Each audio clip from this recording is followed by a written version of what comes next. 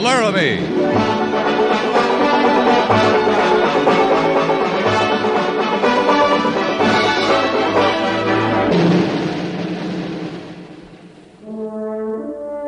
Fort Laramie, starring Raymond Burr as Captain Lee Quince.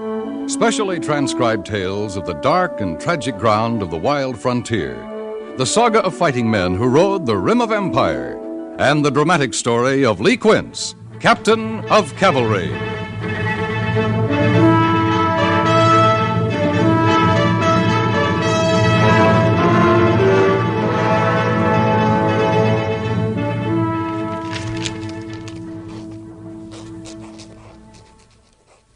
Well, I still don't understand it, Captain. I don't imagine the War Department worries itself about what you and I think, Gorse. What I mean is, it only makes plain sense that a troop of men ought to be called a troop, not a company. What's wrong with company, Sergeant? I don't know, Captain, but it kind of makes us out to be an infantry outfit, don't it? That bothers you? I joined the cavalry, not a bunch of road builders and day laborers. I'm not sure Captain Lawson and his men would like to hear themselves called that. Well, it didn't exactly mean any disrespect to him, sir. I know any frontier post ought to have some infantry stationed on it. But I just think somebody ought to get around to changing the designation company. A good enough name during the Civil War. I guess so.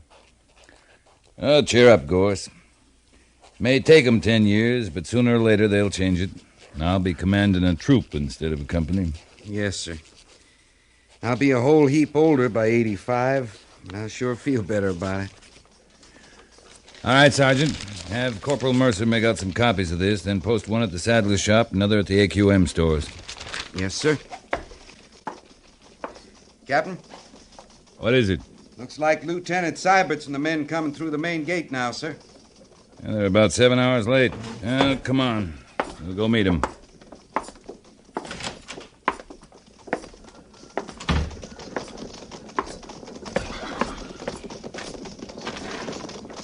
Platoon! Out!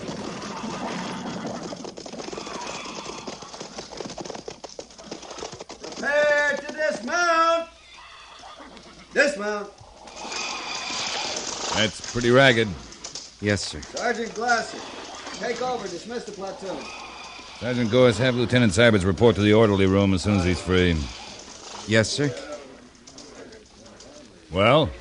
Captain, What is it, Gorse? Say it out. Lieutenant Seibert's is awful young, and he come here straight from the point. I know that, Sergeant. You want me to be patient with him, that it? Something like that, sir. This is Indian country, Gorse. There's not time for a man to be young. I've been patient with him for 3 months now. Yes, sir. But there's something else this time. What's that? His column out there's one man short. I can see the empty saddle, too, Sergeant. Just have the lieutenant report to me. Yes, sir.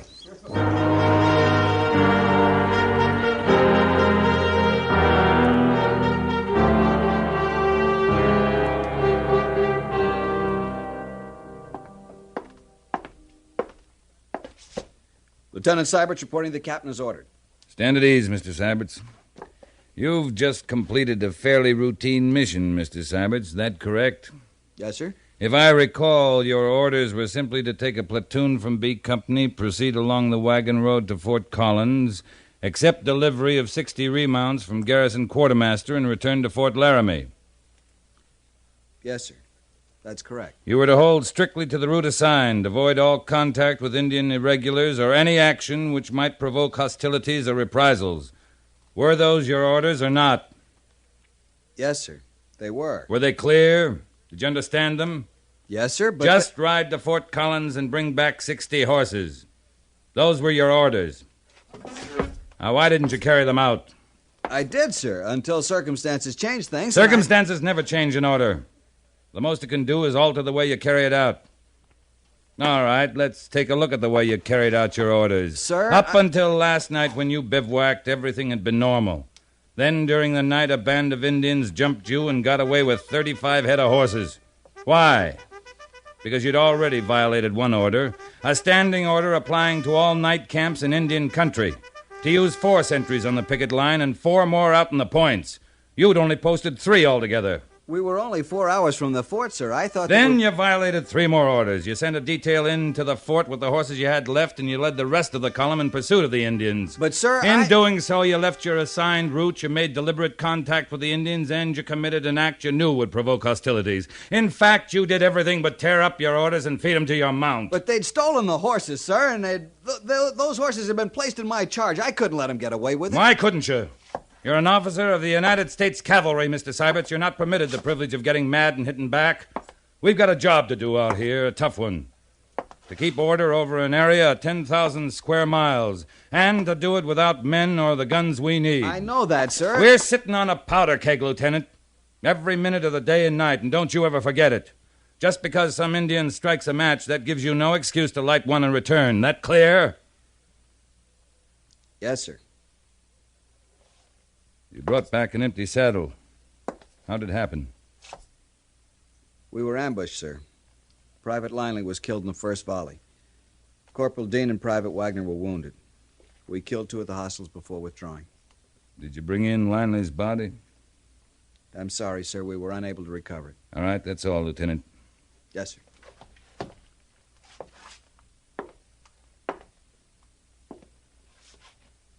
Captain Quince, shall I expect a board of inquiry? That's up to the Major.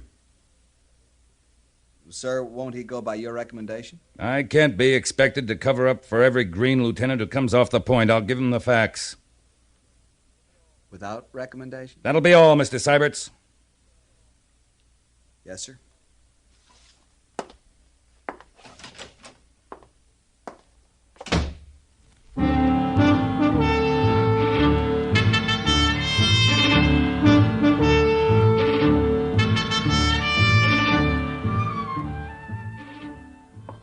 Now, just a minute, Captain. You can't expect to cover up for every green lieutenant who comes off the point. And I wouldn't attempt it, Major, but I still accept full responsibility for Mr. Sybert's actions. Actions. The way I hear it, unofficially, of course, he simply lost his head, violated his orders. Maybe I didn't make the orders clear to him, sir. Clear to him? How could he possibly misunderstand a simple mission like that? He's young, Major. We do things different out here on the frontier. It takes a while to ease into it. We haven't got a while.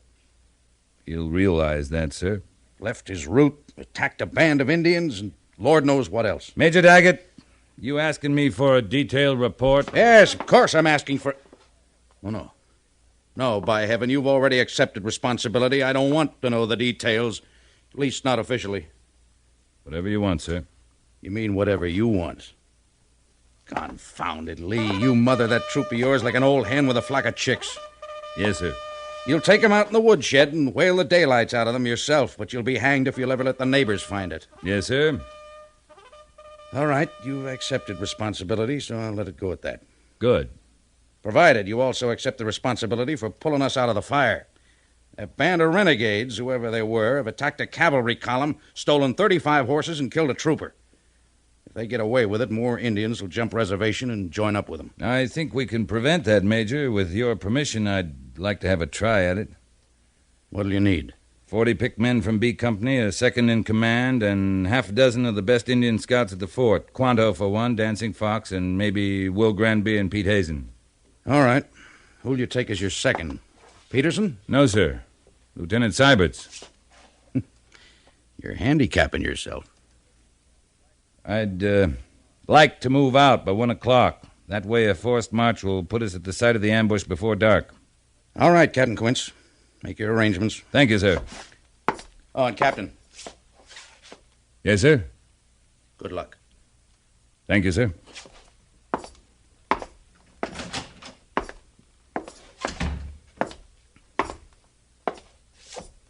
Sergeant Gores, Yes, sir? just what do you find so funny? What? Nothing, Captain. Nothing at all.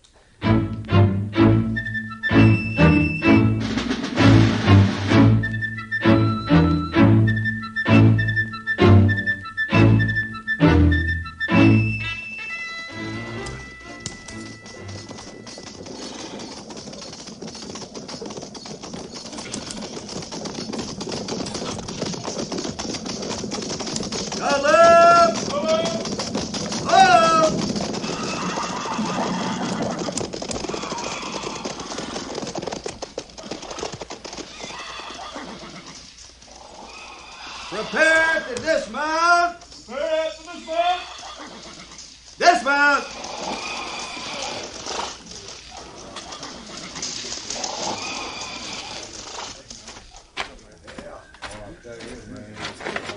Lieutenant Seibert's reporting, sir. We're ready to move out on order. Good. Sergeant Gorse?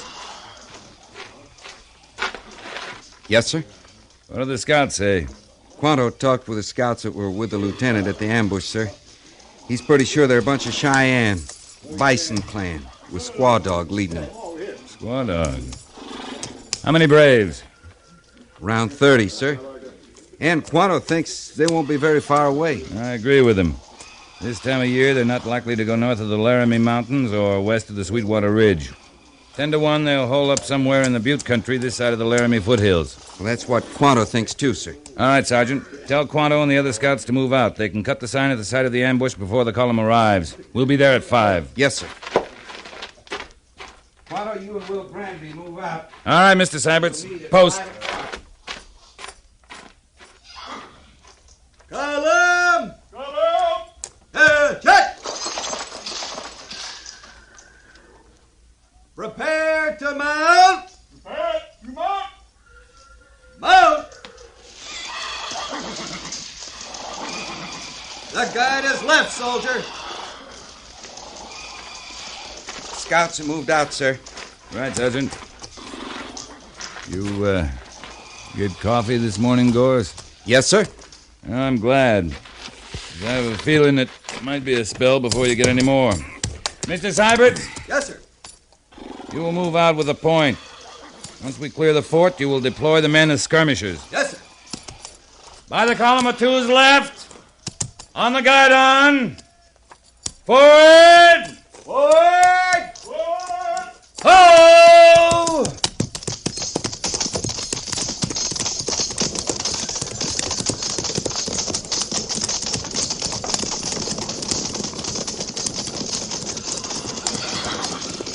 Captain, What is it, Gorse? I sure do like getting out in the open air now and then.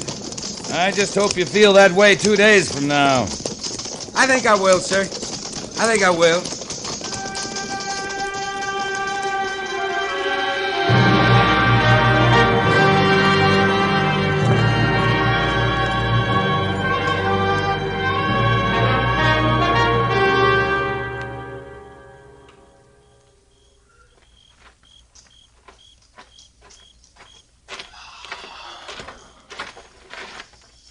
Lieutenant Seibert's reporting, sir.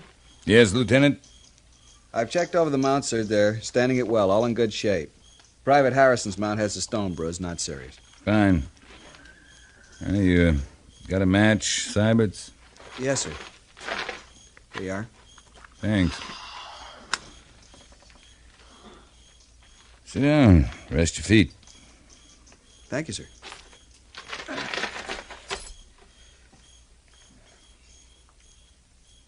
Captain, may I ask what the plans are? We'll let the men rest here till midnight, then push on north following the river. Unless Quanto or one of the other scouts makes contact before then. And after that, sir, when we find Squaw Dog and his men. No plans. At least no detailed plans. As a matter of information, Lieutenant, or instruction, as you might say, I'm operating under one general order. To get the horses back, punish the Indians responsible for stealing them and for killing Private Linley, and do it without starting a blood feud. You pardon my saying it, sir. It sounds like a difficult mission. Most of the jobs the cavalry does out here are difficult, Lieutenant. In time you'll realize that. I'm beginning to, sir. Hope so. Who goes there?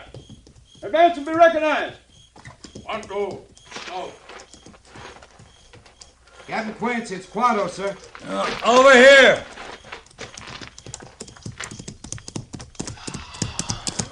Any luck, Quanto? Much luck. Fine Squaw Dog. Where? Upriver at Ponowico Fork, 1 mile west. Camp in Buttes. Ponowico Fork. And a forced march, we can make it before dawn. Corporal Mercer, get my horse. Yes, sir. Mr. Syberts, I'm going to ride out with Quanto and get a look at him. You'll take command of the column. Yes, sir. Have the men tie down their bridle chains, muffle all equipment, stay by the river, but keep moving. Wait at the fork if I haven't rejoined you. Sergeant Gorse knows where it is. That clear now? Yes, sir. All right, Quanto, lead out. Carry on, Lieutenant. Yes, sir. Bugler! Sound boots and saddles. Yes, sir. Sergeant Gorse. Yes, sir. We'll move out in 10 minutes.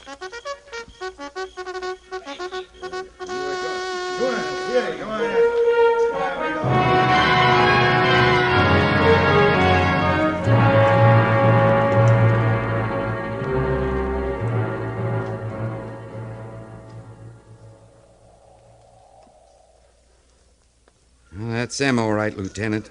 If it was anybody else, a point flanker would have stopped him. Wonder what he plans to do. I just wouldn't know, sir. I never try to outguess the captain. He's a good officer, Sergeant Gorse. You couldn't find any better, sir. When we got a little time, I want to tell you something else about him.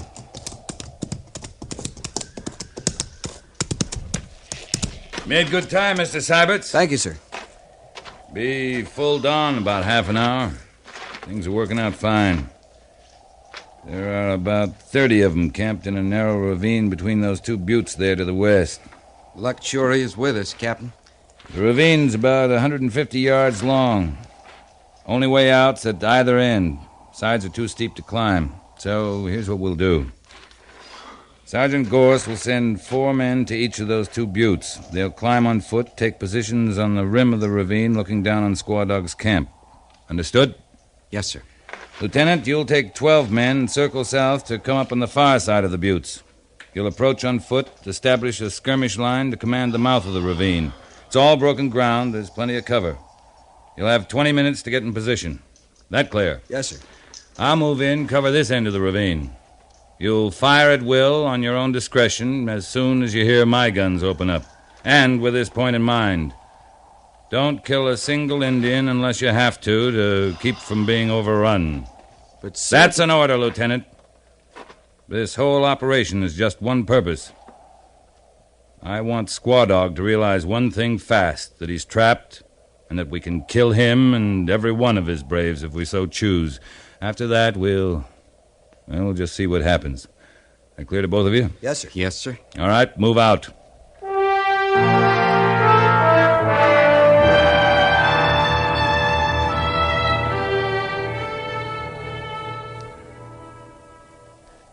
It's 20 minutes now, Captain. Then we'll assume Syberts is in place. All right, Sergeant, let's wake him up. Yes, sir. Prepare to fire. Ready? Fire!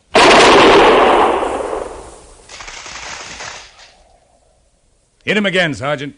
Ready? Fire! At the ready, hold!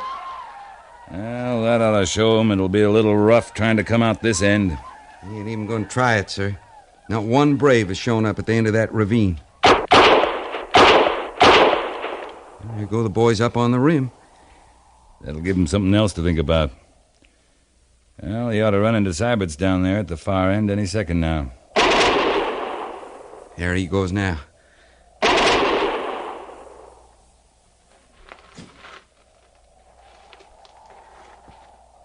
We've stopped firing. We've turned him back. Well, Gorse, I guess we can settle back now and wait. What do you figure Squaw Dog's going to do, sir? I know what I'd do. I'd hightail it out here and talk things over. You got a match, Sergeant?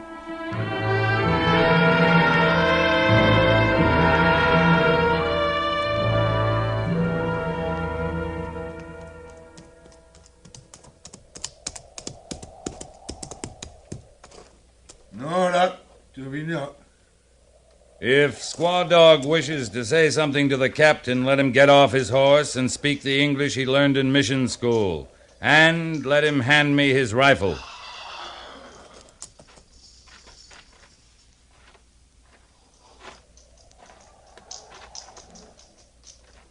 Squaw Dog, ask why it is white man's soldier attack peaceful hunting party. Is it possible Squaw Dog thinks I'm a fool? All Cheyenne know. Captain is wiser of all men. Then is it possible that Squaw Dog has lost his eyesight and gone blind? Squaw Dog sees like the eagle. Then why can't he see 35 horses in there, in that ravine, with the mark of the white man's government on their flanks? Or is it possible that some of the chief's braves have made a fool of him? A fool? Could it be that some of them have stolen horses and killed a soldier of the white man's army, and Squaw Dog knows nothing about it? Could it be that they've lied to you? Told you they traded for the horses? Are you a chief, Squaw Dog? Or a fool whose men laugh at him behind his back? I am a chief. Then why are you not able to control your men? Why are they able to fool you so easily? Have you lost your authority? I am chief. If you were chief, you would identify the guilty men and punish them yourself. Why is it necessary for the white man's army to do your job for you? I do not know who does this thing. Well, I'll give you 5 minutes to find out. And if you can't, then we'll look for the guilty men with bullets.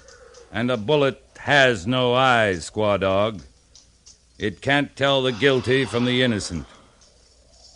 How many brave you say do this thing?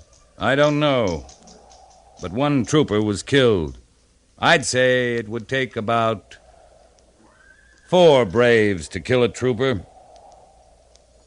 Squaw Dog, go now. Just 5 minutes.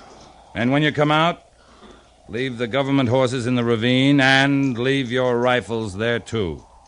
We do not keep rifle. You do not.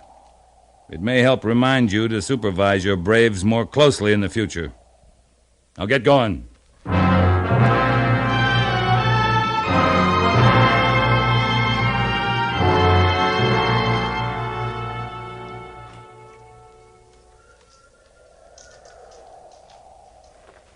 The 5 minutes are just about up, Captain. Yeah. He may decide to fight, but I was hoping he'd take the bait.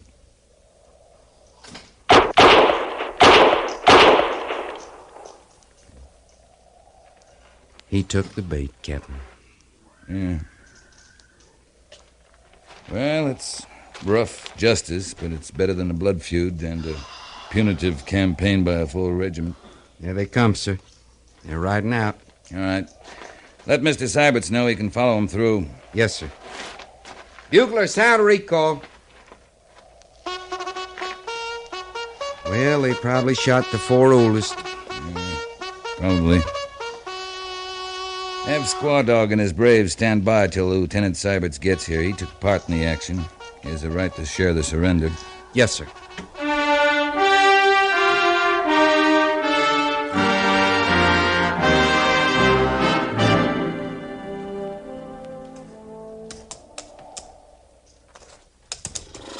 Guilty braves are punished. Squaw Dog is free to go now. Yes? You have my permission. Now go. Kinganyo. Oh, just one more thing, Squaw Dog. Every chief should have a rifle. But you have none. No. I will permit you to have a rifle, Squaw Dog. Here, take this one. Now, go in peace. Peace. Bye. Kinya.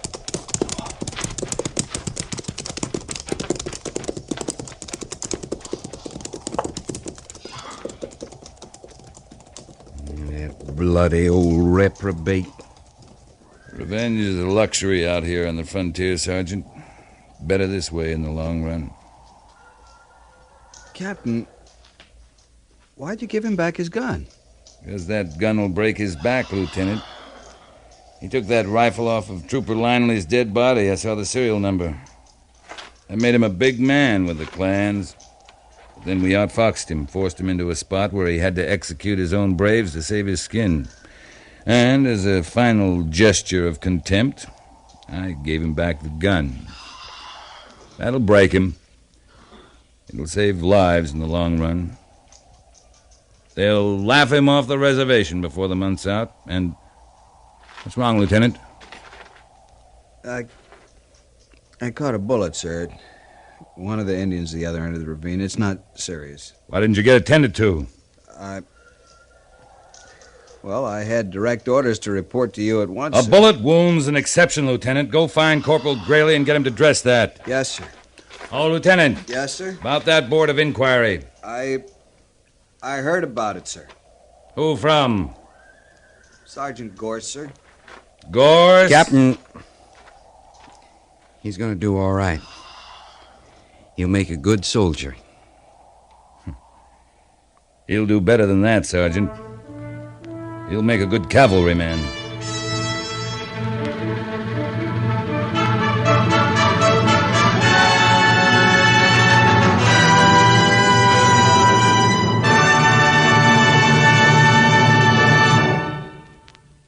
Fort Laramie is produced and directed by Norman MacDonald and stars Raymond Burr as Lee Quince, Captain of Cavalry, with Vic Perrin as Sergeant Gorse. The script was specially written for Fort Laramie by Les Crutchfield, with sound patterns by Bill James and Ray Kemper. Musical supervision by Amerigo Marino. Featured in the cast were Harry Bartell, Jack Moyles, Joseph Cranston, and John Daner.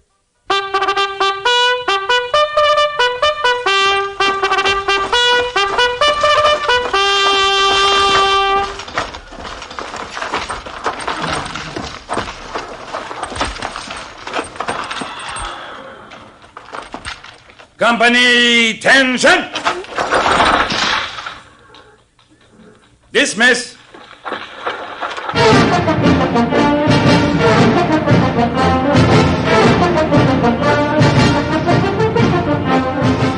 Next week, another transcribed story of the Northwest frontier and the troopers who fought under Lee Quince, Captain of Cavalry.